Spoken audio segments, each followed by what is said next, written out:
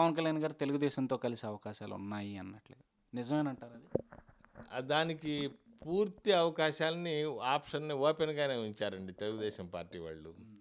ఆయన స్వయంగా అసలు అసంబద్ధంగా లోకేష్‌ని, చంద్రబాబుని వేల కోట్ల అవినీతి పరులను విమర్శించినా, తిరిగి ఆయన్ని హార్ష్‌గా విమర్శించకపోవటం, ఆయన విషయంలో సానుకూలంగానే ఉండటం, చిట్ట చివరికి మొన్న అసలు చంద్రబాబే స్వయంగా మోడీని ఓడించటంలో పవన్ కళ్యాణ్ కలిసి రావాలి అంటాం. అలాగే విలేకరుల సమావేశం కూడా మేము కలిస్తే తప్పేంటని అడగటం.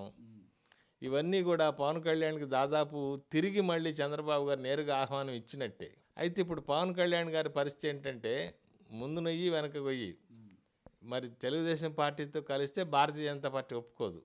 వాళ్ళు వాళ్ళు వేరే స్ట్రాటజీ అప్లై చేసి అతనికి ఏదో చెప్తున్నారు. దానిపైన అతనికి నమ్మకం కుదరట్లా. కానీ వాళ్ళతో అనవసరంగా కొంత దూరం ట్రావెల్ చేసిన తర్వాత ఇప్పుడు హఠాత్తుగా టప్పుని తెంచుకొని రావడానికి కుదరని పని. ఎందుకంటే అది పబ్లిక్ బంధం అయితే తెంచుకోవచ్చు, అది రహస్య బంధం. సో ఈ పరిస్థితుల్లో పవన్ కళ్యాణ్ తెలుగుదేశం పార్టీతో కలవడం కొంత కష్టమేనండి. పైగా ఇప్పుడు మధ్యలో వంగవీటి రాధా అనే ఒక కొత్త పాత్ర ఇక్కడ తెలుగుదేశం పార్టీకి సంబంధించి ప్రవేశం జరిగింది. వంగవీటి రాధాకి తెలుగుదేశం పార్టీ పూర్తి ఓపెన్ ఆఫర్ ఇవ్వటం జరిగింది. స్వయంగా ప్రతినిధులను పంపించి, పైగా అతనికి అప్పగించిన టాస్క్ కూడా చాలా సింపుల్. అది కూడా దేన్ని దృష్టిలో పెట్టుకొని చేశారంటే, రంగా గారు చనిపోవడానికి కొద్ది రోజుల ముందు ఆయన 2 గోదావరి జిల్లాలు కృష్ణా, గుంటూరులలో చాలా సభలు నిర్వహించాడు. కాకుండా విజయవాడలో కాపునాడు సభ కూడా ఎంత భయంకరంగా సక్సెస్ అయిందంటే, కాపునాడు ఆ రోజు బ్రహ్మాండంగా సక్సెస్ అయింది. దాదాపు ఒక రాష్ట్రంలో కాపు సామాజిక వర్గంలోకి ఏకైక నాయకుడు రంగాయే అని మనం నమ్మగలిగేంతగా ఆ సభ సక్సెస్ అయింది. అలాగే మీకు తునిలో కానీ, రాజమండ్రిలో కానీ, కాకినాడలో కానీ ఆయన సభలు కూడా బ్రహ్మాండంగా సక్సెస్ అయినాయి. సో ఒక విధంగా ఇప్పుడు చూసుకుంటే మీరు దాదాపు ఈ 4 జిల్లాల్లోనూ రంగా విగ్రహం లేని ఊరు లేదు. దాదాపు ప్రతి ఊర్లోనూ రంగా విగ్రహం ఉంది. ప్రతి సంవత్సరం ఆయన వర్ధంతి నిర్వహిస్తున్నారు. ఆ గమ్మత్తు ఏంటంటే, ఇక్కడ కాపు సామాజిక వర్గం ఆ ఊర్లో ఏ పార్టీనైనా సమర్థించవచ్చు కాక రంగా విగ్రహం మాత్రం పెట్టారు. ఇప్పుడు ఉదాహరణకి మాకు తెలిసి కాపు సామాజిక వర్గం వాళ్ళు టీడీపీలో ఉన్నారు, కానీ వాళ్ళు రంగా విగ్రహం పెడతారు, రంగా వర్ధంతి చేస్తారు.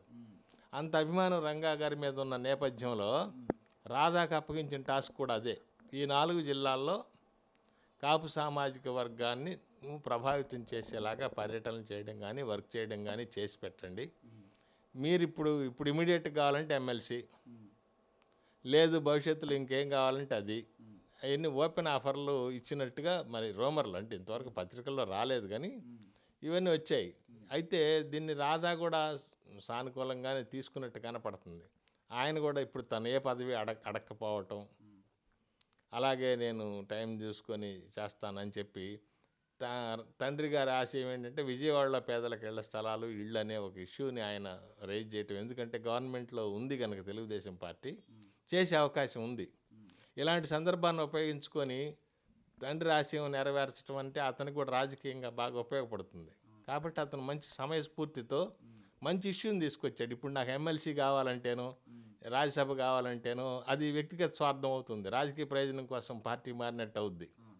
కానీ నాకు పదవులు ఏమీ వద్దు, విజయవాడలో పేదలకు ఇళ్ళు ఇవ్వండి, స్థలాలు ఇవ్వండి అంటే విమర్శించేవాళ్ళు విమర్శించవచ్చు కాక ఇది ఒక వంక అని చెప్పి, కానీ అతను అడిగి తెలుగుదేశం పార్టీ చేస్తే పేదలకు మేలు జరిగినట్టేగా. కాబట్టి అన్నీ కూడా స్టెప్స్ అన్నీ రైట్ వేలోనే వెళ్తున్నాయి. కాబట్టి రాధా తెలుగుదేశం పార్టీలో చేరడానికి అవకాశాలు ఎక్కువగా ఉన్నాయి. ఒక విధంగా నా పర్సనల్ ఒపీనియన్ ఏంటంటే, పవన్ కళ్యాణ్, రాధా ఇద్దరిని కనుక మనం పక్కన పెట్టి పోల్చి చూసుకుంటే కాపు సామాజిక వర్గంలో రాధాయే ఎక్కువ ప్రభావితం చేయగలడని నేను అనుకుంటున్నా, పవన్ కళ్యాణ్ కంటే కూడా. ఎందుకని అలా? ఎందుకంటే నేపథ్యం. పవన్ కళ్యాణ్ అన్నయ్యని అడ్డం పెట్టుకొని హీరో అయ్యాడు. అన్నయ్యకున్న ఫాలోయింగ్ని బట్టి ఆయన మాస్ హీరోగా వెలిగాడు తప్ప కాపు సామాజిక వర్గానికి ఆయన ఏ రకంగా ప్రాతినిధ్యం వహించాడు? ఆయన స్వయంగా కాపు అయినంత మాత్రాన ఆయన ప్రతినిధి కాలేడు కదా. రంగా గారు అలా కాదుగా. రంగా గారు కాపు సామాజిక వర్గం కోసం చేసి ఉన్నాడు, లీడరు, ఆయన పాలిటిక్స్లో ఉన్నారు. మరి వాళ్ళు దానికోసం శ్రమపడ్డారు, ఆఖరికి మరి హత్యలకు కూడా గురయ్యారు. మరి ఆయన చేసిన పోరాటాలు చాలా ఉన్నాయి. ఇప్పుడు ఆయన మరి వారసుడు రాధా. కాబట్టి ఇప్పుడు రాధాని మనం రాధాగా చూడలేం, రంగా కొడుకుగానే చూస్తాం. కాబట్టి ఆ నేపథ్యాన్ని రాధా కంటిన్యూ చేస్తాడనే విశ్వాసం మనకు ఉంటుంది సహజంగానే. మరి పవన్ కళ్యాణ్ కాపులకి ఏం చేస్తాడు లేకపోతే ఎలా చేస్తాడు అని మనం ఏ రకంగా అనుకో నేపథ్యం ఏమి లేదు.